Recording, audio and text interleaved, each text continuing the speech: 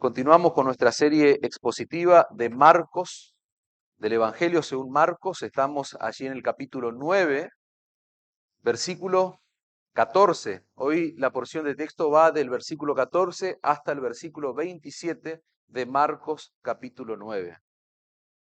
Yo quisiera poner sus mentes en este momento en un planteo que yo quiero desarrollarlo como introducción. Y tiene que ver con qué es la vida cristiana o qué definición nosotros podríamos dar de la vida cristiana. Yo creo que hay una definición que es muy simple, pero a la vez es compleja. Por ejemplo, la vida cristiana es una vida de fe. Yo creo que todos ustedes están de acuerdo conmigo en que la vida cristiana literalmente es una vida que se expresa, que se traduce en fe. Cuando nosotros vamos a la Escritura y empezamos a meternos en la comprensión de lo que la palabra de Dios nos enseña en cómo vivimos, en cómo debemos vivir nuestra vida, nuestra relación con Cristo, nosotros encontramos alguna serie de pasajes que son sorprendentes y de hecho yo quiero leerlo con ustedes y quiero llegar al punto ahí de la cuestión. Cuando Pablo le va a escribir la segunda carta a los Corintios, él va a ser claro y específico en 2 Corintios capítulo 5, versículo 7, va a decir, por fe andamos, no por vista. Así, liso, llanamente, por fe andamos. Cuando le escriba a los Gálatas le va a decir, lo que ahora vivo en la carne, lo vivo ¿en qué? En la fe del Hijo de Dios. Gálatas 2:20. Cuando leemos allí el libro de Hebreos, vamos a ver que el autor de esta carta escribe que la fe es la certeza de lo que se espera y la convicción de lo que no se ve. Hebreos capítulo 11, versículo 1. Y más adelante en el verso 6 va a decir que sin fe es imposible agradar a Dios. ¿Se dan cuenta de las definiciones que encontramos en la Escritura? En una oportunidad el Señor Jesucristo estaba hablando con Tomás, posterior a su resurrección, y este discípulo suyo, el Señor va a confrontarlo duramente y le va a decir, porque me has visto, Tomás, creíste. Bienaventurados los que no vieron y creyeron. Juan capítulo 20, versículo 29. Y el último texto que yo quiero traer ahí a memoria es lo que Pedro le va a decir a estos creyentes que él está alentando con su primera carta. Ellos están siendo perseguidos, dispersos por la persecución, y él le va a decir, a quien amáis sin haberle visto. 1 Pedro 1:8. En quien creyendo, aunque ahora no lo veáis, os alegráis con gozo inefable y glorioso. Terribles palabras de Pedro. Claramente vemos, hermanos, creo que esos textos son suficientes para mostrarnos que el testimonio de la Escritura es que los cristianos confiamos en Dios aunque nunca lo hemos visto. Confiamos en Cristo y tampoco hemos visto a Cristo. Confiamos en el Espíritu Santo y tampoco hemos visto al Espíritu Santo. Creemos en la muerte y en la resurrección de Cristo. De hecho, hoy vamos a hacer digna memoria de su muerte, pero en realidad nada de eso hemos visto nosotros. Nosotros no vimos ni a Cristo morir allí en la cruz, ni lo vimos resucitar, como si sabemos que hubo más de 500 personas que lo vieron posterior a su resurrección.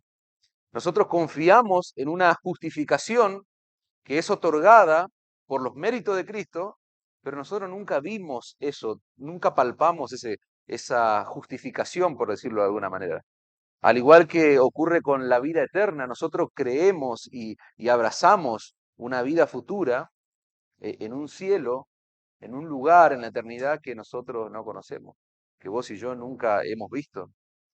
Nosotros proclamamos y decimos a los cuatro vientos que los creyentes son salvos por fe, son santificados por fe, tienen la esperanza de estar en la gloria con Cristo por fe. Todo es por fe, por eso es como que es simple la definición que dábamos antes. ¿Qué es la vida cristiana? La vida cristiana es una vida que se vive por fe, pero cuando empezás a ver las implicaciones de ese tipo de vida, ahí entra la complejidad, la profundidad de esa frase de esa oración tan simple. Nuestra fe, hermanos, sabemos todo lo que estamos acá, no es perfecta. Pero si vos sos un verdadero creyente, sos consciente de que tu fe, si bien no es perfecta, es suficiente. Es suficiente. La fe que nosotros tenemos en todas esas cosas que yo acabé de mencionar y de detallar, no es una capacidad innata en vos. No es una capacidad, esta fe que recién yo desarrollé y todas las cosas en las que tenemos fe, no es algo que viene con nosotros de fábrica. Dice la Escritura que eso es un regalo, es un don de Dios. De hecho, nosotros somos buenos viviendo de espaldas a Dios. Ahí somos buenos. Nosotros somos buenos creyendo y adorándonos a nosotros mismos. De hecho, el hombre en su condición natural es bueno creyendo cualquier pavada, cualquier cosa.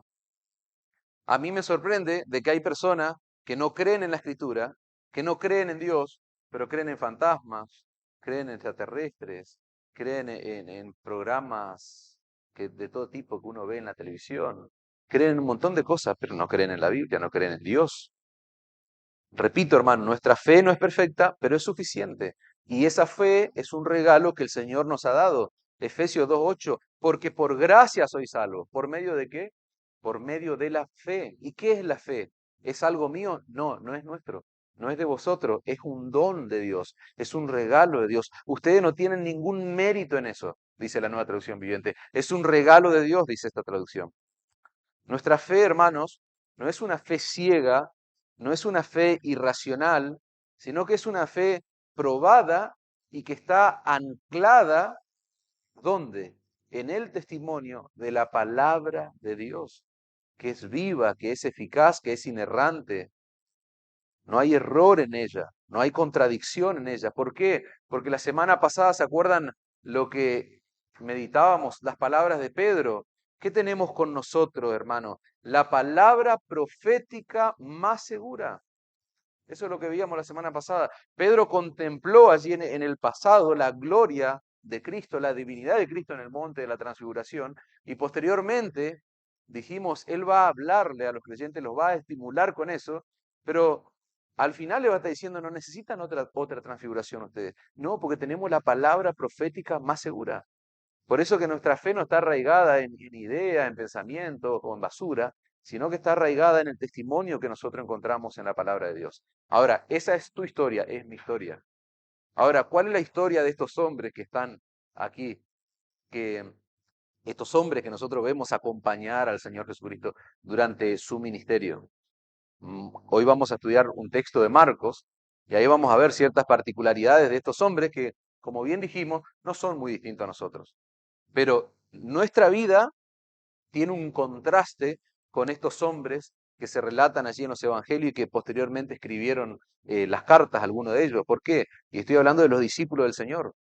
Ellos anduvieron, a diferencia nuestra, ellos anduvieron por vista, hermanos. Durante 3 años y medio, que fue durante el tiempo terrenal que duró el ministerio, el ministerio terrenal de Cristo, digamos, fue 3 años, 3 años y medio, estos hombres anduvieron por vista, ellos estaban junto a Jesús. Ellos lo podían ver, ellos lo podían tocar, palpar, ellos podían abrazarlo al Señor. Ellos veían cómo Él reaccionaba frente a las personas. Ellos veían cómo Él actuaba frente a las distintas situaciones y circunstancias que les tocó vivir junto a Cristo.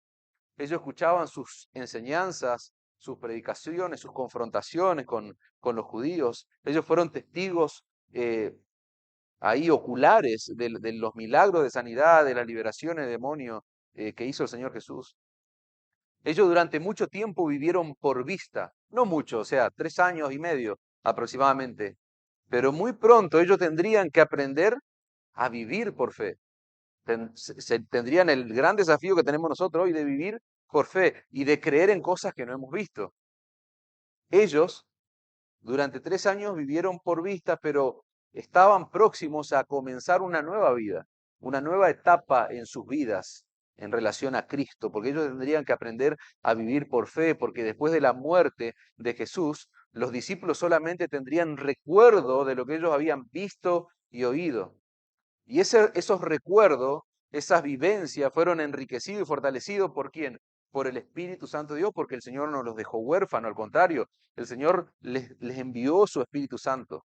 Y ellos que hicieron, dejaron constancia de lo que ellos habían visto y oído, de lo que ellos habían presenciado. Eso lo leemos en los Evangelios y vemos la explicación de lo que está en los Evangelios, lo vemos en las cartas que escribieron algunos de ellos. Pero la realidad es que Jesús, después de su ascensión a los cielos, ya no iba a estar físicamente con ellos. Y ustedes acuérdense, ellos están en proceso de comprender esto de la muerte. La semana pasada vimos ahí el episodio de la transfiguración. Y hay algo que ellos no pueden captar, no pueden aceptar que el Señor va a ir a morir allí en una cruz. ¿Y por qué les digo todo esto en relación a la fe y en relación a estos hombres y en relación a nosotros?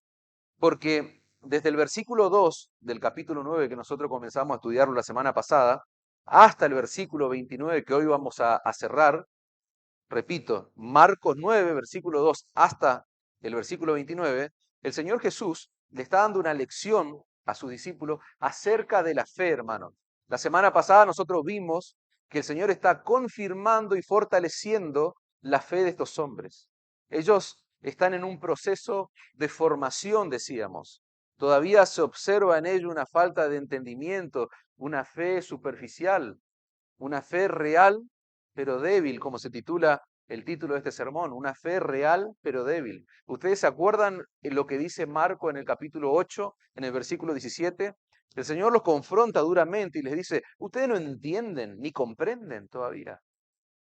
No entendéis ni comprendéis, dice la Reina Valera 60. Aún tenéis endurecido vuestro corazón. El verso 21 va a decir, ¿cómo aún no entienden todavía? En estos primeros 29 versículos que nosotros estamos estudiando acá en Marcos, vamos a ver un contraste sumamente marcado que presenta dos escenarios totalmente distintos, el que estudiamos la semana pasada y el que vamos a estudiar ahora. Fíjense que Marcos narra un escenario como el de la transfiguración, donde él va a describir la privacidad de la transfiguración. Está el Señor con 3 discípulos, no están todos, no hay multitudes ahí. La privacidad de la transfiguración ocurre en una montaña, vimos, con 3 discípulos que presencian la gloria de Cristo. Pero ahora, en el texto que hemos leído en el tiempo de oración, nosotros tenemos un incidente que ocurre en un valle frente a una multitud. Fíjense qué distinto. Pero no quiero que se vaya de sus mentes, hermanos, cuál es el propósito de estos 29 versículos. Le está dando el Señor una lección acerca de qué? Acerca de la fe. Y el Señor está fortaleciendo y confirmando la fe de estos hombres. Pero fíjense qué diferentes son estos escenarios. En la transfiguración hubo gloria. En este escenario que nosotros vamos a estudiar hay sufrimiento, hay padecimiento, hay un hombre que está desesperado, hay un endemoniado, hay una familia detrás de ese hombre que está sufriendo. Hay una familia detrás de ese hombre, de ese endemoniado, un padre, probablemente una madre, aunque no tenemos información al respecto, que seguramente yo no tenía ningún tipo de esperanza para con ese hijo. Es diferente el escenario. En la transfiguración Dios dominó completamente el escenario. ¿Se acuerdan? La gloria de Cristo desplegada frente a su discípulo. Allí Dios confirmando todas las escrituras del Antiguo Testamento, lo que dijeron la ley y los profetas acerca de su Hijo. Allí Dios complaciéndose por su Hijo. Dios dominando esa escena. Pero ahora nosotros tenemos a Satanás que intenta dominar, que está queriendo dominar la escena. En la transfiguración el Padre Celestial fue complacido por su Hijo, Cristo. A Él oír. En Él se complace mi corazón, veíamos la semana pasada. Ahora en nuestro texto, quien va a ser complacido es un Padre terrenal que estaba en desesperación. En la transfiguración hay un Hijo perfecto, que es lo que vimos nosotros, pero ahora tenemos a un Hijo endemoniado. Y pudiéramos seguir descubriendo el contraste que hay entre un escenario y otro, pero básicamente, hermano, lo que nosotros vimos en la primera etapa de esta porción de texto fue la gloria y el poder de Cristo en la transfiguración. Y lo que nosotros vamos a ver ahora es la impotencia de un padre y de los discípulos frente a la realidad de un joven, de un muchacho que está endemoniado. Yo quiero que ustedes miren cómo lo que aprendemos de la multitud en el versículo 1, en el versículo 14, perdón, primer versículo de nuestro texto. Yo quiero que ustedes miren lo que aprendemos de la multitud. Fíjense cómo las multitudes nos vienen enseñando a lo largo de todos estos capítulos que venimos estudiando de Marco, que las multitudes no son una señal, un indicador de éxito ministerial. Fíjense que dice, cuando llegó a donde estaban los discípulos, vio una gran multitud alrededor de ellos y escribas que disputaban con ellos. Nosotros sabemos que el Señor estaba en el monte de la transfiguración solo con 3 discípulos.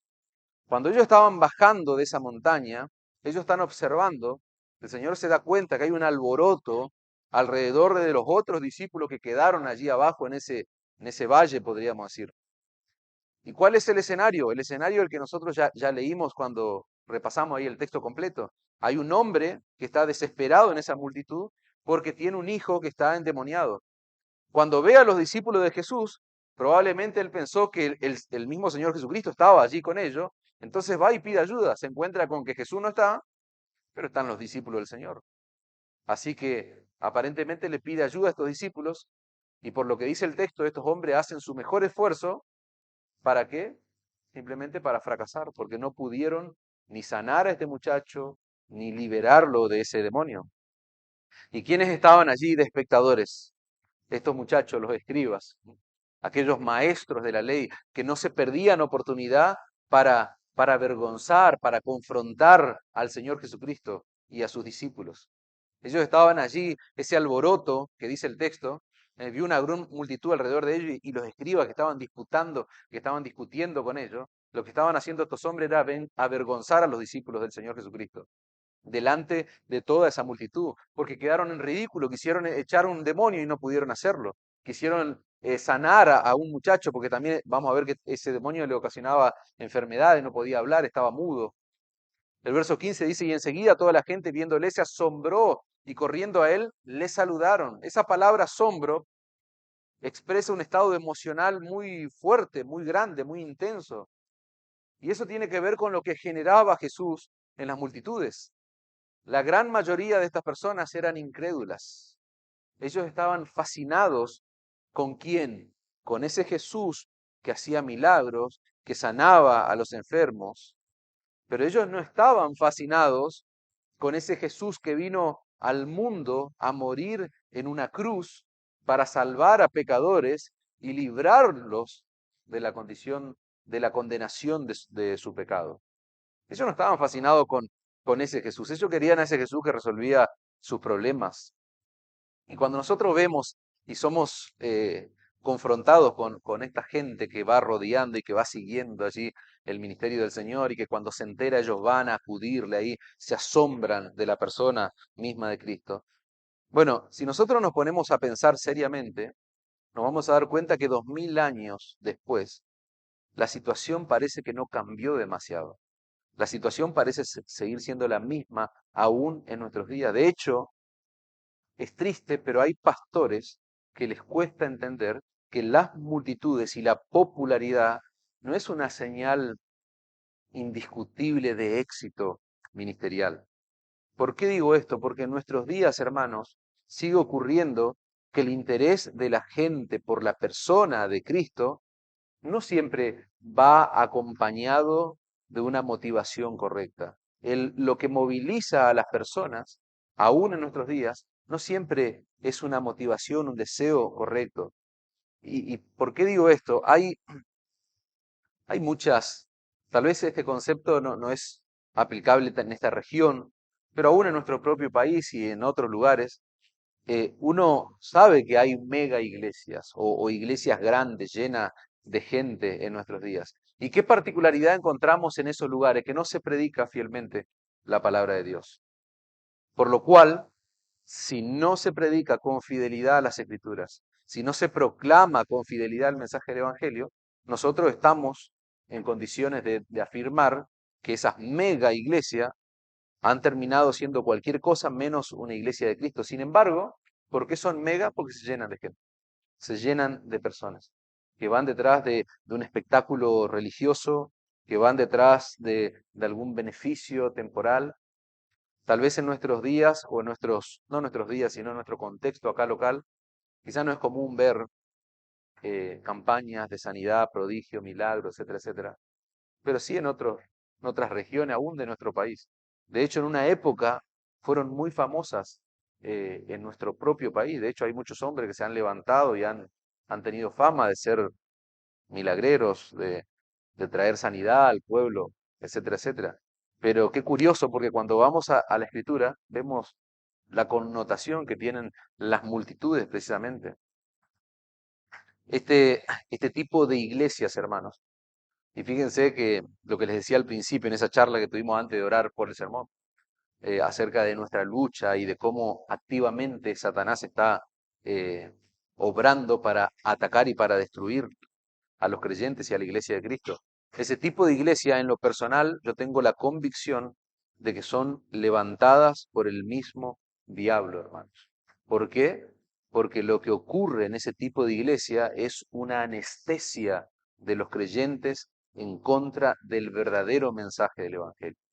Vos te vas a encontrar hablando con personas que van o que forman parte de ese tipo de movimientos multitudinarios y vas a ver con predicar el Evangelio verdadero, el Evangelio de la cruz de Cristo, y vas a ver cómo se escandalizan, porque el Evangelio es un accesorio solamente en ellos. Y eso lo que hace es anestesiar la mente de esas personas en contra del mensaje del Evangelio.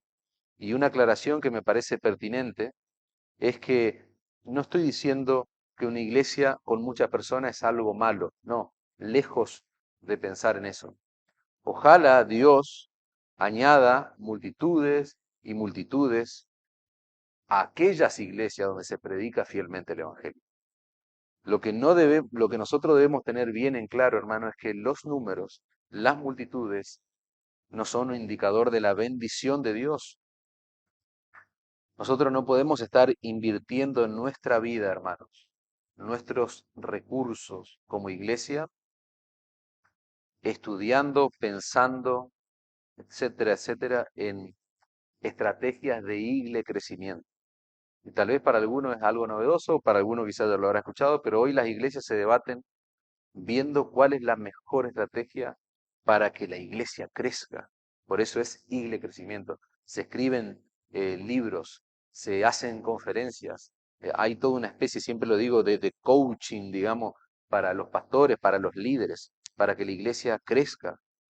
Y eso es basura, hermano. Eso es basura. Nosotros tenemos que predicar a Cristo y este crucificado. Nosotros tenemos que predicar a Cristo a tiempo y fuera de tiempo. Acá en la iglesia y fuera de la iglesia, hermanos. ¿Y saben lo que va a pasar?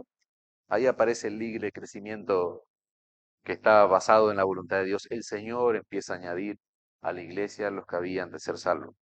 Miren el verso 16, miren la impotencia y el silencio de estos discípulos frente al escenario que está ocurriendo. El Señor Jesucristo les preguntó, ¿qué disputáis con ello? Miren, ¿a quién va dirigida esta pregunta? El Señor se dirige a sus discípulos. Y respondiendo uno de la multitud, fíjense, ¿qué hicieron los discípulos? Silencio. Tuvo que responder alguien de la multitud, que es el Padre este. Ellos guardaron silencio.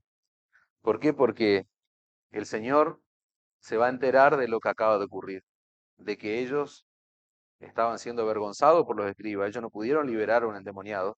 Entonces guardan silencio y el verso 17 dice, y respondiendo uno de la multitud, dijo, maestro. Es una palabra interesante. Maestro, traje a ti mi hijo. ¿Se dan cuenta? Aparentemente este padre vio a los discípulos y fue en búsqueda de Cristo. Cristo no estaba, y bueno, y como que no le quedó otra y que resolverlo con los discípulos, que finalmente no terminaron resolviendo nada. Dice, traje a ti mi hijo, que tiene un espíritu mudo, el cual donde quiera que lo toma le sacude y echa espumarajos y cruje los dientes y se va secando. Y dije a tus discípulos que lo echasen fuera y no pudieron. El fracaso de los discípulos del Señor. Fíjense que el Señor, como les dije antes, su pregunta va dirigida a sus discípulos. Ellos no responden absolutamente nada. Ellos estaban siendo atacados, dijimos, avergonzados por los escribas. Y cuando el Señor Jesucristo llega, ellos guardan silencio. Hay un padre allí en esa multitud que está desesperado porque tiene un hijo endemoniado. El demonio que tenía este muchacho había hecho de este joven una vida miserable. No solamente su vida, sino la vida de sus padres. Dice el texto que no podía ni hablar, tenía convulsiones, echaba espuma por la boca. Más adelante el padre le va a decir al Señor Jesucristo que muchas veces el demonio lo arroja a su hijo al agua y al fuego para destruirlo. Y lo que está pasando con este joven, hermanos, es una representación gráfica de lo que hace el pecado en el plano espiritual. A ver, quiero que se entienda bien esto, hermanos. Sí, Si bien esto está ocurriendo en el plano físico, hay un joven que está endemoniado, esto es una posesión real, como seguirá ocurriendo y como sigue ocurriendo en nuestros días, porque lo que dijimos al principio, la actividad satánica no mermó, la actividad satánica no ha disminuido, Satanás está atacando continuamente al hombre, especialmente a los creyentes, aunque no lo puede poseer, pero lo que quiero dejarles claro es que lo que está ocurriendo en el plano físico es una representación gráfica de lo que ocurre en el plano espiritual con el pecado. Lo que esto nos muestra es que el diablo no tiene ninguna intención en bendecir a alguien.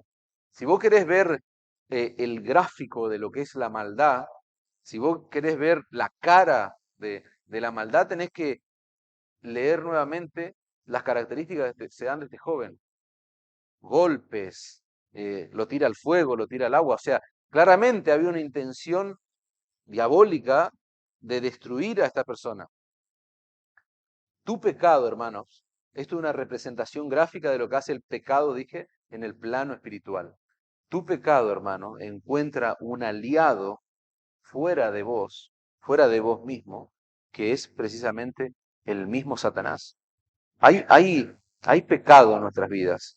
El pecado, como bien dice un autor, es como un veneno que corre por todo nuestro sistema nervioso, por decirlo de alguna manera. Y nuestro pecado va a encontrar fuera de nosotros un aliado que es el mismo Satanás. ¿Y saben cuál va a ser el propósito? Destruirnos por completo. El propósito es alejarnos de Dios, que es la fuente de todo bien, que es la fuente de toda gloria, como lo veíamos en el escenario anterior. Y tal vez vos no estás endemoniado, pero hay un veneno, como dije antes, que corre por tus venas y que probablemente está haciendo estragos en tu vida. Y ese pecado debe ser llevado pura y exclusivamente a los pies de Cristo. ¿Por qué? Por lo que decíamos antes y por lo que hoy vamos a celebrar. Él vino a este mundo a morir en una cruz para salvar pecadores y librarlos de la condenación del pecado. Y lo que lo hace el perfecto Salvador a Cristo, hermano, es que Él ya no está más ni en una cruz ni en una tumba. Entonces, ¿se dan cuenta hacia dónde nosotros debemos acudir y lo que este escenario está significando para nosotros? ¿Saben cuál es el problema que nosotros tenemos en esta lucha, no solo con Satanás, sino con nuestro propio pecado? Que lo malo a veces no nos parece tan malo como es en realidad. Y si vos sos un verdadero creyente, honesto y sincero delante de Dios, yo sé que vos estás de acuerdo conmigo. A veces, repito, lo malo no nos parece tan malo. El pecado, aún después de haber sido regenerados y de ser creyentes, hijos de Dios, el pecado aún en ocasiones nos resulta atractivo, llamativo. Pero el pecado, hermano, al igual que este demonio que está destruyendo la vida de este joven, es un destructor, sigue siendo un destructor de nuestras vidas. Porque el diablo se presenta como algo bueno cuando en realidad es un veneno. Y lo mismo pasa con el pecado. Nuestro pecado nos lleva a desear algo que tal vez es insignificante, no es un problema mayor, pero en realidad hay destrucción detrás de eso. Muchas veces lo malo se ve bien y hasta se siente bien, pero repito el principio, hermano, el pecado no produce nada bueno en nuestras vidas. Este hombre de nuestro texto está desesperado, el padre de este muchacho. Este hombre está viendo cómo su hijo está siendo destruido por un demonio. Este hombre y su hijo se encuentran sin esperanza, decíamos al principio. Probablemente la familia está sin esperanza hasta que, por la gloria de Dios, tienen un encuentro con Jesús. Fíjense que Mateo, el texto paralelo, va a decir en el verso 14 del capítulo 17, vino a Jesús un hombre que, miren esto hermano, se arrodilló delante de él, se arrodilló, diciendo, Señor, ten misericordia de mi hijo. Lucas va a agregar allí un detalle de que este hombre este joven era el único hijo, Lucas 9:38. Pero me encanta la actitud de este hombre. Se arrodilló delante de Cristo. Dijo, ten misericordia de mi hijo. Miren la reacción del Señor, versículo 19 de nuestro texto, Marcos 9:19. Fíjense cómo el Señor se va a molestar por la incredulidad de sus discípulos. Dice, respondiendo él les dijo, oh generación incrédula, ¿hasta cuándo he de estar con vosotros? ¿Hasta cuándo os he de soportar? Traédmelo. Otra vez, así como la pregunta al principio fue dirigida a sus discípulos, ahora el Señor se está dirigiendo duramente a sus discípulos. En Marcos capítulo 6, versículo 7 y en el versículo 13, nosotros vimos que Jesús le había dado poder a sus discípulos sobre los demonios cuando los comisiona allí para ir y predicar el Evangelio. Por eso vemos esa dura amonestación del Señor que va dirigida a ellos, oh generación incrédula. La realidad es que Jesús está dolido, hermano. El Señor está afectado. El Señor está decepcionado con sus discípulos. ¿Por qué? Por la falta de fe. Esa palabra es fuertísima. Incrédulos, le está diciendo. Y eso es tremendo porque nos obliga en cierta manera a pensar a nosotros. Nos obliga seriamente a pensar. ¿Por qué? Porque el Señor, claramente, a la luz de la Escritura, nosotros vemos que Él es paciente. Él ha sido un hombre, un salvador, un maestro allí paciente para con sus discípulos y en muchas ocasiones hemos hablado de que Él es paciente aún para con nosotros en nuestras debilidades, pero hermanos, Él no es indiferente con nuestra incredulidad. Y ahí hay un punto importante para meditar. Lo que nosotros estamos viendo, lo vimos acá y lo vimos en Marcos, capítulo 8. Allí cuando el Señor, ¿se acuerdan que leímos el texto paralelo? Lo va a llamar de nuevo faltos de fe, endurecidos de corazón. Ahora lo llama generación incrédula. El Señor es paciente con las debilidades, pero no es indiferente con la incredulidad de nuestro corazón. Él toma muy en serio nuestra falta de fe. ¿Por qué? Porque la vida cristiana es una vida de fe, decíamos al principio. Y creemos en cosas profundas y eternas, las cuales no hemos visto, pero necesitamos ese motor que es la fe. Es un problema serio nuestra falta de fe, hermano. Hebreos 11, versículo 6 dice claramente que sin fe es imposible agradar a Dios. Eso no solamente se aplica a los incrédulos, no piensen que eso va destinado a un incrédulo. No, eso se aplica también perfectamente a los cristianos. Por eso digo, esto es serio y debas ponernos a pensar a nosotros en nuestra vida. Nuestra falta de fe, hermanos, es un insulto a Dios. Por eso de ninguna forma, de ninguna manera el Señor hace caso omiso a nuestra incredulidad, a nuestra debilidad en cuanto a fe. Es una ofensa, dijimos a Dios, porque pone en duda su carácter. Cuando vos tenés incredulidad en tu corazón, estás poniendo en duda nada más y nada menos que el carácter santo y perfecto de Dios. Estás poniendo en duda la veracidad de sus promesas. ¿Se acuerdan dónde se ancla nuestra fe? ¿Por qué decimos que no es una fe irracional, sino que es una fe que está probada y anclada? ¿Dónde? En el testimonio de las Sagradas Escrituras, en el testimonio de lo que Dios ha dicho. Nuestra fe se basa en la palabra de Dios que está en la Biblia. ¿Y qué encontramos en la Biblia? Sus promesas. En la Biblia conocemos verdaderamente a ese Dios que se hizo hombre y que fue a morir a una cruz por cada uno de nosotros. Entonces, cuando tenemos falta de fe, estamos ofendiendo al Señor, ponemos en duda su carácter, ponemos en duda sus promesas. El Señor sabía. A ver, fíjate la pregunta. ¿Hasta cuándo he de estar, dice, con vosotros? ¿Hasta cuándo os he de soportar? Fuerte, hermano. Es fuerte la palabra de Cristo. El Señor sabía que estos hombres iban a madurar. El Señor no estaba abandonándolos, no. Nosotros ya hemos visto que el Señor no hizo eso con sus discípulos. El Señor abandonó a los judíos, los dejó libre a su suerte. El Señor sabía quiénes eran estos hombres. El Señor sabía lo que iban a hacer estos hombres. Él sabía que ellos iban a madurar y que estarían dispuestos a poner su vida en riesgo por la expansión del Evangelio. El Señor sabía que la gran mayoría de ellos, por casi todos, salvo uno, iban a morir martirizados por la causa del Evangelio. Pero en este momento de la historia, la incredulidad de estos hombres está afectando el corazón del Señor, está afectando seriamente al Señor. Él está dolido, por eso los confronta con esta expresión dura. Nunca debemos minimizar nosotros, hermanos, nuestra falta de fe. Soy humano, yo no soy perfecto. Yo soy un hombre débil, soy una mujer débil. No, eso es minimizar, hermano, nuestra incredulidad. ¿Somos humanos? Sí. ¿Somos imperfectos? Claro que sí. De hecho, dijimos al principio, nuestra fe no es perfecta, es suficiente. ¿Somos débiles? Sí. Pero ¿saben qué? Dios nos ha dado en su palabra todo lo que vos y yo necesitamos para que nuestra fe sea fortalecida cada vez más.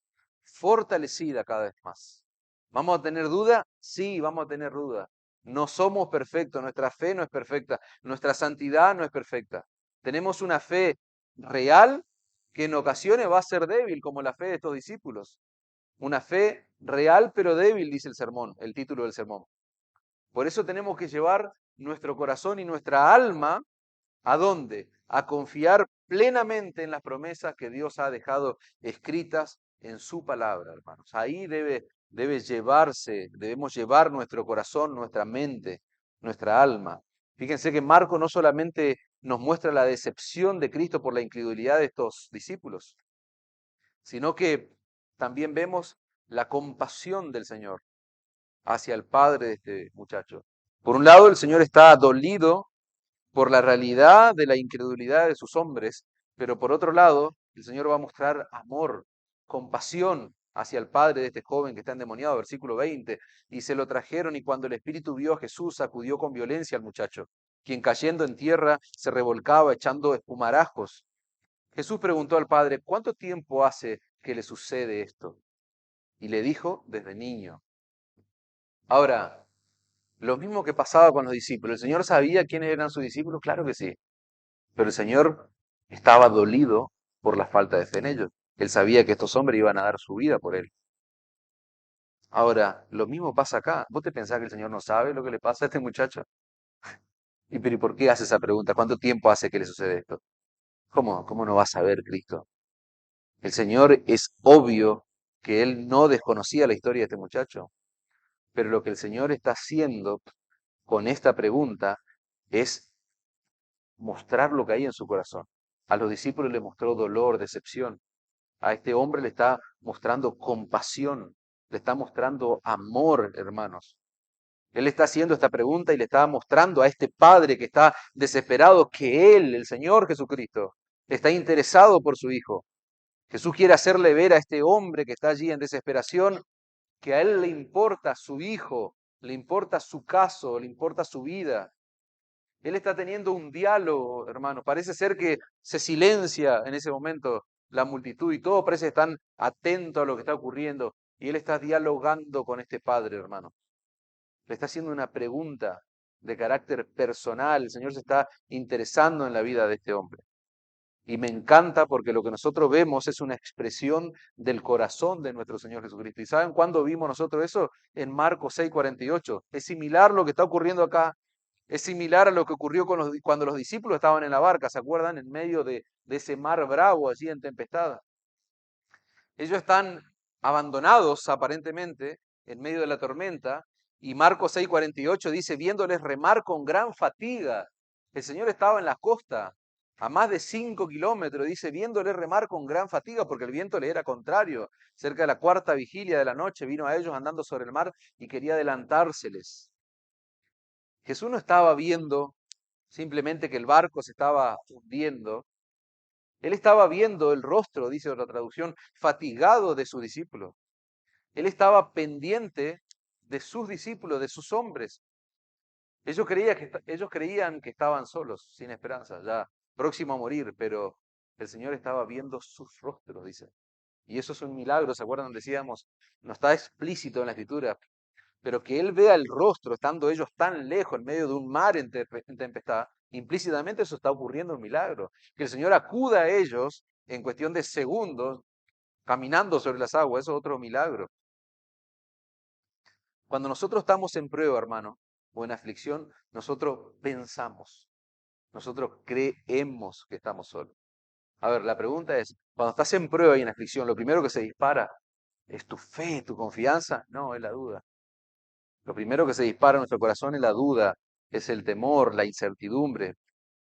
Lamentablemente esa es tu realidad y es mi realidad, ese es nuestro primer impulso. Pero ¿saben qué, hermanos? Jesús tiene puesto sus ojos sobre sus discípulos cuando el mar está embravecido. Jesús le está mostrando a este hombre que a él le interesa su caso, a él le interesa el problema y la desesperación que este hombre tiene. Él está interesado en sus hijos, en su hijo, en el hijo de este hombre. ¿Y saben qué, hermanos? Jesús nos demostró que vos y yo le interesamos porque Él fue a la cruz, hermano, cargando nuestros miserables pecados. ¿No te das cuenta lo que significa la cruz para nosotros? La cruz es la prueba de que Él pensó en nosotros antes de que nosotros pensemos en Él. ¿No te vuela la cabeza eso? No importa si vos estás pasando en este momento por una aflicción, por un dolor, por alguna angustia. Vos tenés que acordarte de esto. Vos no sos un rostro anónimo para el Señor Jesús. Vos no sos un rostro anónimo. Este hombre se interesó en, Jesús se interesó en este hombre de la multitud que vino hacia él, lo atendió, habló con él, le abrió su corazón. Y a vos, ¿sabes qué? Jesús te compró con su sangre. Jesucristo ahora vela por vos, intercede por vos y vos sos un verdadero creyente. ¿Te das cuenta, hermano? Tenemos mucho para celebrar cada día de nuestra vida, hermano, aún por encima de las circunstancias. ¿Te das cuenta que esta verdad de la palabra de Dios debe fortalecer tu fe cada vez más y más? Esa fe imperfecta, esa fe débil que nosotros tenemos. Pero repito, hermanos, la cruz, me encanta esto, la cruz es la prueba de que Él pensó en nosotros antes de que nosotros pensemos y nos interesemos en Él. Miren la fe de este padre. Un hombre muy parecido a vos y a mí, una fe como la nuestra, una fe real, pero débil en ocasiones. Versículo 22, muchas veces le echa en el fuego, lo que decíamos antes. Mira lo que hace el demonio con este muchacho, le echa en el fuego, le echa en el agua para matarle. Pero si puedes hacer algo, ten misericordia de nosotros y ayúdanos. Mira la palabra de este hombre. Este padre está usando las palabras mágicas, hermanos. ¿Y cuáles son las palabras mágicas? Clamar por misericordia, clamar, ir a Cristo y clamar por misericordia. La palabra mágica, ayúdame, ayúdame en mi pecado, ayúdame en mi miseria, ten misericordia de mí. Versículo 23, y le dijo, si puedes creer, al que cree todo le es posible. ¿Cómo si tú puedes? Dice la Biblia de las Américas. Para. O sea, el Señor como que lo interrumpe ahí. ¿Cómo si yo puedo? Todas las cosas son posibles para aquel que cree, dice el Señor. La duda del padre no era si Jesús tenía la disposición de sanar a su hijo. ¿Te das cuenta? El Señor está teniendo un diálogo con este hombre. El Señor está mostrando, está abriendo su corazón, está mostrando un interés. La duda de este padre no era si él estaba dispuesto Jesús a sanarlo o no. Si puedes hacer algo.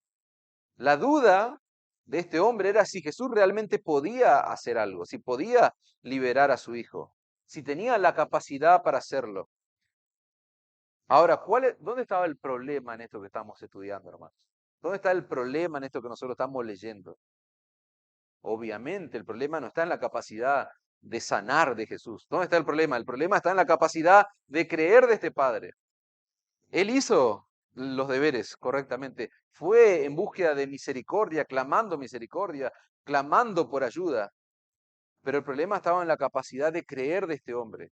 Por eso el Señor le tiene que decir, todas las cosas son posibles para aquel que cree. Para aquel que cree, todo le es posible. Y acá hay una aclaración de rigor, hermanos. Lo que dice el Señor no es un pase libre para nosotros, para pedir cualquier cosa, porque creemos y podemos pedir cualquier cosa. No, eso no es fe. La fe es la firme convicción, escuchen esto, de que Dios va a cumplir todo lo que Él ha prometido, no todo lo que a mí se me ocurra. La fe es la firme convicción de que Dios va a cumplir todo lo que Él ha prometido, no lo que a mí se me antoje, sino lo que Él ha prometido. Ahí está el énfasis, hermano. Me gusta lo que dice un autor. Somos nosotros los que ponemos un límite a lo que Dios puede hacer en nosotros y a través de nosotros. Fíjense lo que el Señor está diciendo. ¿Cómo si puedes? No, el Señor está confrontando una hermosa confrontación. Es una dura confrontación, pero linda a la vez, porque el Señor está desafiando la fe de este hombre. Acuérdense que la idea de pensamiento de nuestra porción de texto tiene que ver con la fe, todo es acerca de la fe. Y el Señor está desafiando, está retando la fe de este hombre. ¿Por qué? Porque en él hay fe, pero es débil y hay que fortalecerla, hay que vigorizar la fe de este hombre. Jesús no solo está fortaleciendo la fe de él, sino también de su discípulo. Lo vamos a ver ahora más adelante. Miren la increíble respuesta de este hombre a ese desafío que hace el Señor Jesucristo. Versículo 24. E inmediatamente el padre del muchacho clamó y dijo, creo, ayuda mi incredulidad. Tremendo, hermano. Qué honestidad,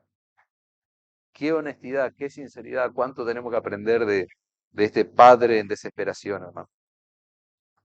Este hombre creía verdaderamente en Jesús, solo que tenía una fe muy débil. Este hombre necesita crecer en su fe y para hacerlo, él hizo exactamente lo que un hombre en esa condición debe hacer, pedírselo a Cristo, ir a Jesús. ¿Por qué eso sigue siendo una verdad indiscutible para nosotros hoy? Para nosotros en nuestro día a día, en esta vida cristiana que es una vida de fe. ¿Por qué? Porque Hebreos capítulo 12, versículo 2 dice que nosotros debemos poner nuestros ojos en quién, en Jesús. ¿Y quién es Jesús? El autor y el consumador de nuestra fe. Jesús es nuestro Señor y Salvador. Él es el autor, Él es el que perfecciona nuestra fe, hermanos. Entonces, ¿a dónde tiene que ir una persona que necesita ser fortalecido en su fe, que necesita crecer en su fe? ¿A dónde vamos a ir? ¿A las estrategias de irle crecimiento? ¿A dónde vamos a ir? ¿A las estrategias de toda la basura que hoy hay? Tenemos que ir a Cristo, como hizo este hombre. Creo, ayuda a mi incredulidad. Fíjense, parece un contra. Creo y por otro lado, ayuda en mi incredulidad.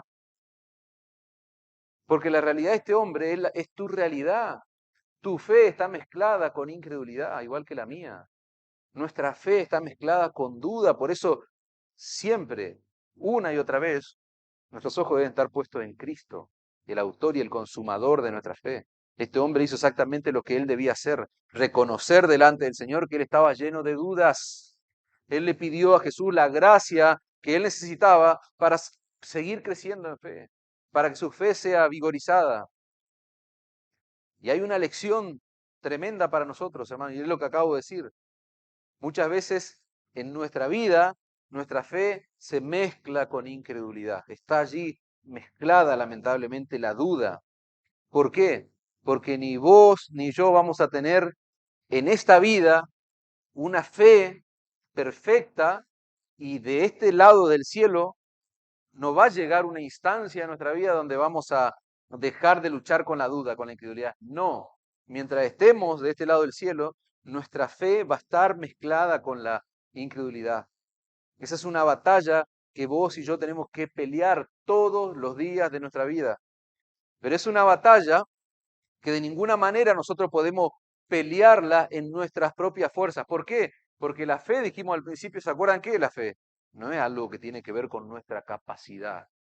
Pensá en la introducción del sermón. Dijimos, la fe es un regalo del Señor. No es algo innato. No es algo que tiene que ver con tus fuerzas. Entonces, la batalla por nuestra fe debe ser peleada cada día, pero no en nuestras propias fuerzas. Porque vos y yo no podemos crear fe en nosotros por el simple hecho de mirarnos al espejo y decirnos, vos tenés que tener fe, vos tenés que tener fe. No, eso es querer ser algo que nunca vamos a poder ser por nuestros propios medios. Eso es querer ser alguien que no somos. Eso es aparentar tener lo que no tenemos. Y este hombre que hizo todo lo opuesto. Él no aparentó frente a la multitud tener algo que no tenía. No, creo, ayuda a mi incredulidad. Este hombre fue transparente, este hombre fue humilde. Es todos los ingredientes que se necesitan, hermano, para acercarnos confiadamente al trono de la gracia de Dios. Él creía en Cristo, pero él sabía al mismo tiempo Por eso parece difícil de entenderlo en una oración, creo, y por otro lado está pidiendo que ayude su incredulidad, pero al mismo tiempo este hombre sabía que su fe no era suficiente.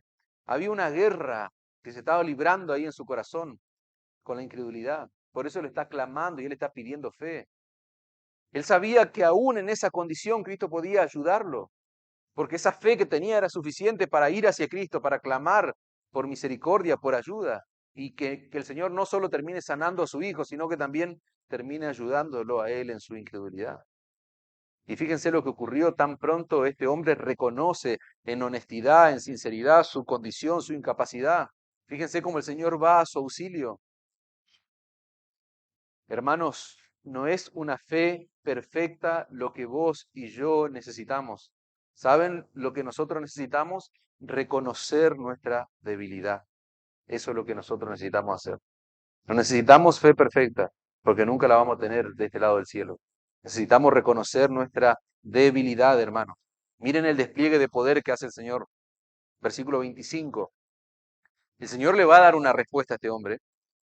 Miren lo que va a hacer, versículo 25. Y cuando Jesús vio que la multitud se agolpaba, reprendió al espíritu inmundo, diciéndole, espíritu mudo y sordo, yo te mando, sal de él y no entres más en él. Entonces el espíritu, clamando y sacudiéndole con violencia, se resistía. ¿Se acuerdan lo que decíamos? Un escenario totalmente opuesto al de la transfiguración. Acá parece que el diablo, este mismo demonio, quiere tener el control. Pero no, hermano, porque habló el Señor. Y cuando su palabra es proclamada, cuando su palabra sale de su boca, no hay nadie que se le resista, hermano. Dice, el espíritu clamando, sacudiéndole con violencia, salió y quedó como muerto. De modo que muchos decían, está muerto. Se ve que no había ningún estímulo de vida en este hombre después que ese demonio lo liberó. Pero no hay poder sobre la tierra, hermano, que pueda resistirse a la autoridad de Cristo. No hay poder de las tinieblas, ni siquiera hay un hombre que se pueda resistir a la palabra del Señor. Los discípulos, hermano, no pudieron hacer absolutamente nada para liberar a este hombre, pero ahora está Jesús. Ahora está el Señor Jesucristo. Y el Señor dice lisa y llanamente, espíritu mudo y sordo, te mando, sal de él y no entres más.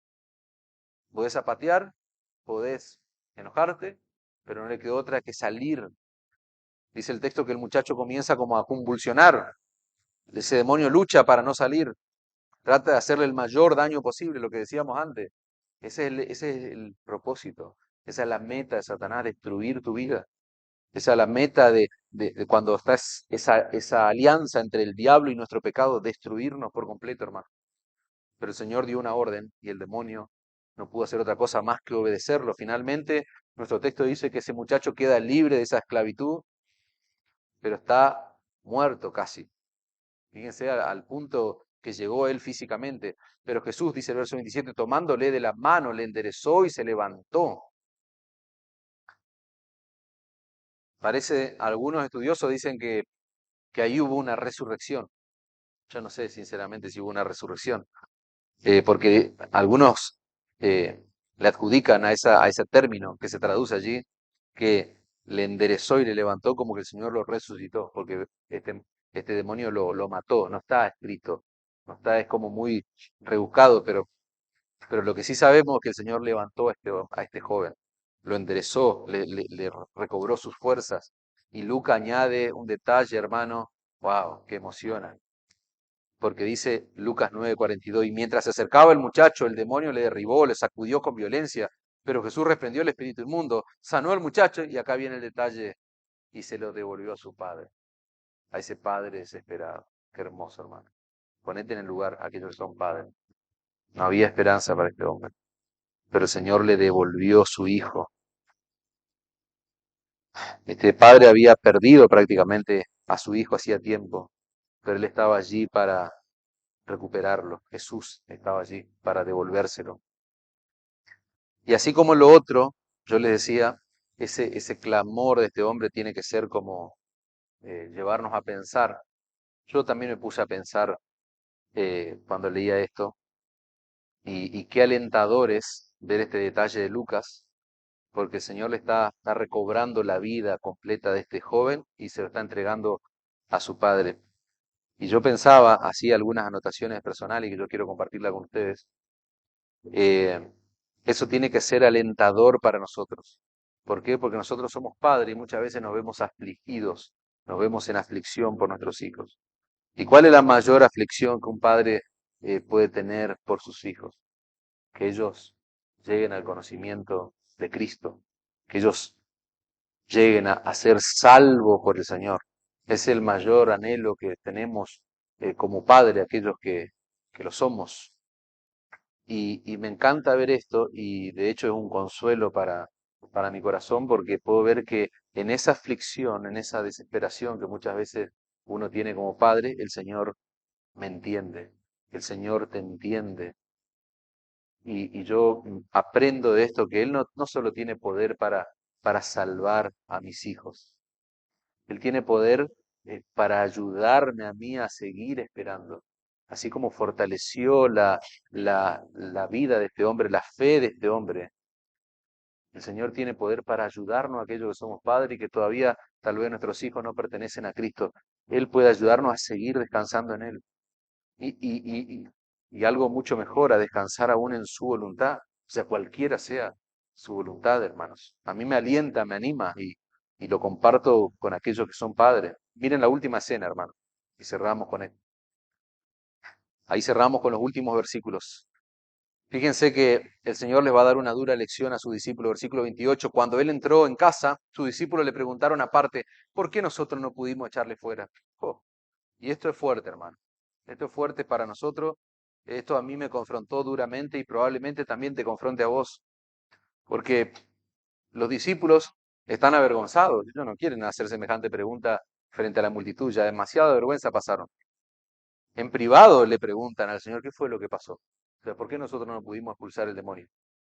Y la respuesta del Señor tiene dos partes, pero se van a complementar estas respuestas.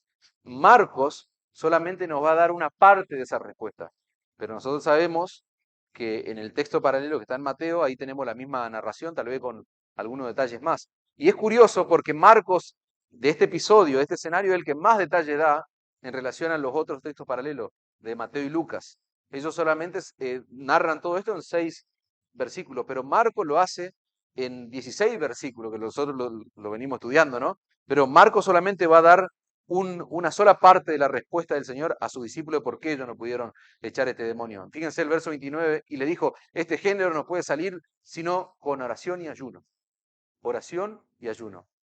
Mateo da la otra parte de la respuesta y dice, Mateo 17:20, pero Jesús les dijo, por vuestra poca fe. Wow. Porque de cierto os digo que si tuviere fe como un grano de mostaza, diré a este monte, pásate de aquí a allá y se pasará y nada os será imposible. Fíjense, implícitamente en el versículo 29 de nuestro texto, ¿qué dice? Este género con nada puede salir sino con oración y ayuno. ¿Qué es lo que el Señor le está diciendo implícitamente en ese versículo? Que ellos no habían ayunado y no habían orado. Es lo que le está diciendo de manera indirecta, podríamos decir, pero en Mateo él lo dice explícitamente, él es claro, no hay duda. ¿Y qué es lo que le dicen? Tienen poca fe. No solamente que no han ayunado, no han orado, tienen poca fe. ¿Ustedes recuerdan ese pasaje que hice mención al principio? Marcos 6, versículo 7, cuando el Señor comisiona allí a estos hombres para que vayan a predicar por toda Galilea, dice el Señor, les dio autoridad para echar fuera a los demonios. Y Lucas, capítulo 10, versículo 17, dice que ellos llegaron con gozo después de toda esa salida, ese viaje evangelístico. ¿Y qué le dijeron al Señor? Hasta los demonios se nos sujetaban en tu nombre. Estaban contentos ellos. Ellos estaban allí asombrados de que los demonios les obedecían. ¿Y cuál fue el problema en nuestro texto? ¿Cuál es el problema, hermano? Que estos hombres llegaron a pensar que esa capacidad, esa habilidad, esa facultad que el Señor les había dado, esas capacidades, ellos podían, ya estaba todo, ya eran poseedores de algo tan grande como eso. Y me gusta, como dice un autor, pensaron que podían usarlo en piloto automático. ¿Qué hace un piloto automático en un avión, por ejemplo? Es increíble, pero el hombre que va piloteando y el piloto puede descansar, puede ir al baño. Total, está el piloto automático llevando adelante esa aeronave. Bueno, algo parecido pensaron estos hombres. Ellos llegaron a pensar que por el hecho de tener esa capacidad, ellos siempre iban a sacar demonios, sin depender de Cristo, sin depender de su Señor. ¿Por qué? Porque ellos dejaron de orar, ese fue el problema, hermanos. Ese fue el problema. Y eso, cuando dejamos de orar, eso es el indicador de la incredulidad de tu corazón. Porque por un lado dice, no hay ayuno y oración. Y por otro lado le dice, ustedes no tienen fe por vuestra poca fe. Hay una conexión, hermano, entre la falta de oración y la incredulidad. Así como hay una conexión entre creer en las promesas de Dios y clamar a Dios en oración, ¿para qué? Para que el Señor cumpla sus promesas. ¿Te das cuenta? Yo creo en la promesa del Señor y ¿qué voy a hacer? Voy a clamarle a Él. Hay una conexión. Ahora, yo dejo de orar, dejo de depender en oración y la respuesta es porque hay incredulidad en mi corazón. Estos hombres no pudieron liberar a ese endemoniado por su falta de fe y su falta de oración, hermano. Por eso el Señor dice, esta clase no puede salir sino con oración. Es obvio que el Señor nos está refiriendo a que hay distintas clases de demonios. Y algunos salen con oración y otros sin oración. No, no es esa la idea. El Señor está hablando de lo que significa la batalla espiritual, hermanos. Esta clase, y esta clase es todo lo demonio habido por haber y toda la categoría de demonio que vos te puedas imaginar, o sea, todo, no sale si no es con ayuno y oración. La batalla espiritual que vos y yo libramos no sale si no es con ayuno y oración, hermano. ¿Por qué? Porque yo me canso siempre de decir lo mismo y lo vamos a decir porque la Biblia lo dice. Nuestra lucha no es contra carne y sangre. Nuestra lucha no es contra carne, contra personas, contra seres humanos, sino es contra huestes espirituales de maldad, dice. Contra principados, contra las potestades, dice Pablo allí en Efesios 6. Huestes espirituales de maldad. Y de ninguna manera, hermano, nosotros vamos a ganar esa batalla que tenemos en el plano espiritual, a menos que peleemos ¿en qué? En oración. En oración, hermano. Y me encanta esto y quiero que te grabes en tu mente, aun cuando estamos en nuestra mejor condición espiritual. Si vos sentís que estás tocando la cima espiritualmente hablando, nosotros somos demasiado débiles, hermano. Aun cuando estamos en nuestra mejor condición espiritual, somos débiles, hermano. Nosotros estamos en una guerra que solamente puede ser peleada, nosotros solamente podemos entrar en esa batalla y no salir destruidos si estamos en una continua dependencia de Dios. Y esa dependencia se manifiesta de una sola manera, hermano, descansando en las promesas de Dios reveladas en las Escrituras y clamando en oración.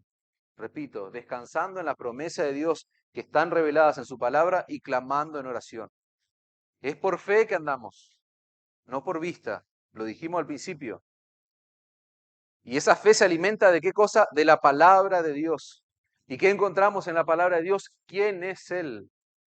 Me encanta, hermano. Miren las redes sociales, compartí algo. Bueno, Ale lo compartió en el grupo a eso. El pastor Miguel Núñez hablando de conocer los atributos de Dios. ¿Y qué pasa cuando vos conocés los atributos de Dios? Terrible, mírenlo. Aquellos que no vieron, mírenlo. Ahí en el grupo de WhatsApp está compartido, si no en mi página en Facebook está compartido. No andamos por vista, andamos por fe, hermano. Y nuestra fe se alimenta, repito, de la palabra de Dios. Allí encontramos las promesas que nosotros tenemos de parte de Dios en Cristo, que son para vos. ¿Y cómo vamos a manifestar esa dependencia en oración? Oración y palabra de Dios. Yo quiero hacerte una pregunta de rigor. ¿Cómo está tu lectura y el estudio de la palabra de Dios? Nosotros no leemos la Biblia cada día para ganarnos el favor de Dios, hermano, porque eso ya lo hizo Cristo por nosotros en la cruz del Calvario. Cuando nosotros acudimos a la palabra de Dios es porque nuestra alma lo necesita con urgencia. Nuestra alma necesita alimentarse de manera urgente con la palabra de Dios y con sus promesas. En mi corazón he guardado tus dichos. ¿Para qué? Para no pecar contra ti. Hay un veneno que corre por nuestras venas y es el pecado. Y hay un aliado que ese pecado tiene afuera, que es el mismo diablo. Nosotros necesitamos guardar y saturar nuestro corazón, nuestra mente con su palabra. ¿Para qué? Para no pecar contra Dios. Lámparas a mis pies tu palabra y lumbrera mi camino. Y todo el Salmo 119, si querés memorizarlo. Es extenso, pero ahí hay mucho para leer ya. Con que lo leas es suficiente. No es falta de tiempo el problema que nosotros tenemos para leer las Escrituras, hermanos. Si en ocasiones nosotros luchamos con falta de fe, con incredulidad en nuestro corazón, con duda, eso a mí me habilita a pensar, no porque conozca la vida de ustedes, porque yo me conozco a mí mismo. Y yo estoy hablando en primera persona, no porque me lo contaron. O sea, si hay incredulidad y duda en nuestro corazón, eso significa que nosotros, en ocasiones, tal vez regularmente, no estamos yendo a la palabra de Dios continuamente como debiéramos hacerlo. Y el problema, ¿saben cuál es? No es la falta de tiempo. No es por falta de tiempo que nosotros no leemos la Escritura. Porque vos en el día a día haces muchas cosas. Haces de todo, haces trabajo, familia, hijos, todas las cosas que haces, recreación. El problema que nosotros tenemos por el cual no leemos la Escritura como debe ser es por nuestra incredulidad. Entonces, si ustedes estaban de acuerdo cuando yo hoy le decía que nosotros luchamos con incredulidad, implícitamente ustedes me están diciendo yo hay ocasiones en que no voy a la palabra de Dios. Hay días que yo paso sin leer la palabra de Dios. ¿Y saben por qué eso? Es por tu incredulidad, no porque te falta tiempo. Es porque vos no estás creyendo que vos estás en una gran necesidad.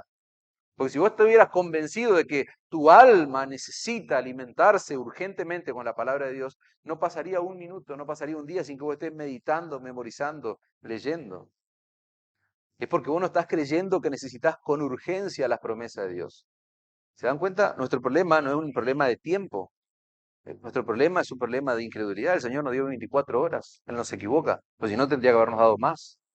Es un problema de incredulidad, hermano. A ustedes les sorprendería saber que en las iglesias bíblicas la gente no lee demasiado la escritura. El otro día leía un estudio, qué sé yo, viste que los americanos hacen estudio de todo y me sorprendía que no en mega iglesia o en lugares donde hay es cualquier cosa el evangelio, sino que en iglesias donde hay predicación bíblica y tal vez uno pudiera llegar a pensar, bueno, eso es para los americanos, pero no creo que nosotros estemos muy lejos de eso. Y el estudio este decía que en las iglesias donde se predica fielmente la Biblia, curiosamente la gente no lee demasiado la Biblia en su privacidad, porque ellos se exponen sus vidas todos los domingos a un sermón bíblico y parece que eso ya es suficiente. Pero la realidad, hermano, es que no es suficiente que vos te expongas todos los días a la predicación bíblica de la palabra de Dios. Yo quiero llevarte a pensar en este ejemplo que hablábamos de las mega iglesias, esos lugares que están repletos de gente y que se predica cualquier barbaridad, cualquier cosa menos la sana enseñanza de la Escritura. La gente devora la Biblia en esos lugares. Y me ha tocado conocer gente que están en ese tipo de congregaciones y vos vas a ver que ellos devoran, que ellos leen la Biblia, agarran la Biblia así como ponen el dedo, pero bueno, leen, tienen una lectura. Pero ¿saben cómo la leen ellos a la Biblia? La leen como se lee un horóscopo. Y ahora, ¿cómo puede ser que haya creyentes en una iglesia sana y bíblica que no lean la Biblia durante la semana? Porque exponen su vida a la predicación fiel de la Escritura el domingo y ya con eso ya está. No, hermanos. Nosotros debemos leer las Escrituras, la palabra de Dios. ¿Cómo puede ser que estemos en una iglesia bíblica y pasemos días sin leer la Escritura? ¿Cómo puede ser que no nos juntemos a leer la Escritura juntos? Fíjate qué loco. ¿Cuándo nos juntamos a leer la Escritura? Junto a leer la Biblia, a leer la palabra de Dios, a tener comunión, a agarrar la Biblia de por medio, mate si hace falta, pero leemos la palabra de Dios, nos juntamos a estar en comunión y juntos leemos las Escrituras. ¿Saben por qué no hacemos esas cosas? Porque no lo vemos como necesario. Porque estamos ocupadísimos con un montón de cosas que nos están quitando el tiempo que nosotros podemos invertir en comunidad, leyendo la Escritura en comunidad. Y suena raro, pero es contracultural, porque nosotros no estamos acostumbrados a esto. Cuando yo te invité, de hecho, repito, no estoy hablando de usted, estoy hablando de mí. Cuando los invité, vamos a juntarnos a leer la Escritura. Pero ahora, si realmente la Escritura es tan necesaria, si estamos convencidos de eso y queremos que nuestra incredulidad sea cada vez más opacada y que crezca nuestra fe, nosotros necesitamos la palabra de Dios y tenemos que poner en marcha estrategias, y permítanme usar esa palabra, que nos ayuden a crecer en nuestra incredulidad. ¿Y qué mejor estrategia que leer la palabra juntos? que leer la palabra en familia, con las esposas, con nuestros hijos. Es serio, hermano, necesitamos la Biblia, necesitamos comer nuestra Biblia, necesitamos sumergirnos en la Escritura. Vos sabés que una vez, hace mucho tiempo, a mí me dijeron no queremos fanáticos de la Escritura, no queremos fanáticos de la Biblia. Y la palabra fanático tiene una connotación negativa. Eh, no me gusta la palabra fanático, está bien, pero necesitamos reemplazar esa palabra por gente apasionada por la Escritura. Gente apasionada por la palabra de Dios. Necesitamos gente apasionada por la palabra de Dios. Fanáticos, si te gusta la palabra, metele fanático. Pero necesitamos devorar nuestra Biblia, sumergirnos en la palabra de Dios, ampararnos, hermano, ampararnos cada día en las promesas de Dios. Nosotros no podemos vivir amparado en qué. ¿Cómo vivimos nuestros días si no es amparado en su palabra? ¿Cómo está tu vida de oración? Otra pregunta de rigor. No solo a nivel individual, sino yo hablo a nivel grupal, a nivel macro. ¿Cómo está nuestra vida como iglesia de oración? Vos sabés, y como pastor yo tengo la obligación de decirte esto, ¿vos sabés lo que le espera a esta iglesia en los tiempos que vienen? O sea, estamos a punto de cerrar un año. ¿Sabés lo que le espera a esta iglesia local? Oración, oración y oración, hermano. No vamos a poder pasar otro año más si no es por oración. O sea, nosotros tenemos que crecer en oración, no solo en lo individual, repito, en lo colectivo, en lo corporativo. Yo sé que tenemos trabajos, pero no vivimos en una gran metrópolis. Que atravesar la ciudad, embotellamiento, una hora de viaje. No, hermano, en 10 minutos nos cruzamos el pueblo este. En 5 o 10 minutos estamos acá en la iglesia. No hace falta tener auto, en una bicicleta, en una moto, vos podés moverte en Sunchales. Tenemos trabajos difíciles, tenemos complicaciones, pero debemos cuestionarnos, hermano. ¿Estoy viendo con seriedad la oración y la lectura y la dependencia de la palabra de Dios? Yo quiero que seamos conscientes, hermano, que estamos en medio de una guerra y no hay manera en que Dios pueda bendecir a esta iglesia a menos que vos y yo estemos en total y absoluta dependencia de Él en oración. Me enteré, hablé con algunas hermanas el otro día, el viernes creo que fue muy productivo y quiero bajar una aplicación allí. Hablé con algunas y me contaban que hablaron, entre otras cosas, acerca de grupos de mujeres, cómo hay que llevarlos adelante, quién lo puede liderar, cómo se organiza un grupo, el rol que pueden tomar algunas mujeres, etcétera, etcétera. Hermanas y hermanos, ¿no? Pero a las hermanas que trataron este tema. Hay una forma en la que no le van a errar seguro si hacen grupos, o si hacen un grupo grande o lo que sea. Hay una forma en lo que no le van a errar seguro. ¿Y saben cuál es? Es leyendo la Biblia juntas y orando juntas. No hay forma de errarle, hermano. Todas saben leer, todas saben orar. Eso ya es muchísimo. Eso es increíble. Tienen un arma tremenda en sus manos. Ustedes pueden juntarse y leer la escritura. Pueden juntarse y orar la palabra de Dios, hermanos. Yo pensaba en los hombres, nosotros. En el año 2016 nos juntábamos con Ale, con Gustavo a orar de madrugada. Eso quedó en la historia, hermano. Nunca más nos juntamos de madrugada. Y es increíble cómo uno entra en una especie de comodidad. Y nosotros podemos pararnos acá adelante y decir lo que Dios hace. Yo estos días miraba los motivos por los cuales orábamos, lo tengo escrito en un papel, ahí en un borrador. Y me vi orando como este padre, el texto, diciéndole, wow, Señor, ayúdame, ayuda a mi incredulidad. Porque nos achanchamos, como decimos así. Nosotros vimos el poder de la oración y no nos juntamos más. Ni siquiera, no digo de madrugada, nos podemos juntar a cualquier hora del día. Pero quedó en la historia y eso me dolía cuando miraba esto. Y digo, nuestra iglesia necesita oración por todo lo que viene, hermano. El Espíritu Santo golpeó mi cabeza, golpeó mi corazón estos días. Y yo quiero que eso haga con vos ahora, en este mismo instante, pero que vos tengas claro esto, la culpa, yo no quiero que vos sientas culpa solamente, como la sentí yo, porque yo me di cuenta que la culpa no hace nada, la culpa no moviliza a nadie. Lo que yo quise hacer y le rogué a Dios que me ayude a arrepentirme realmente. Ese es el punto. El hecho de arrepentirnos, de tener honestidad, como veíamos en este hombre, honestidad, que entendamos que necesitamos ser creyentes de oración, necesitamos clavar nuestras rodillas, rogando por misericordia, hermanos, para que el Señor nos ayude a pasar un año más.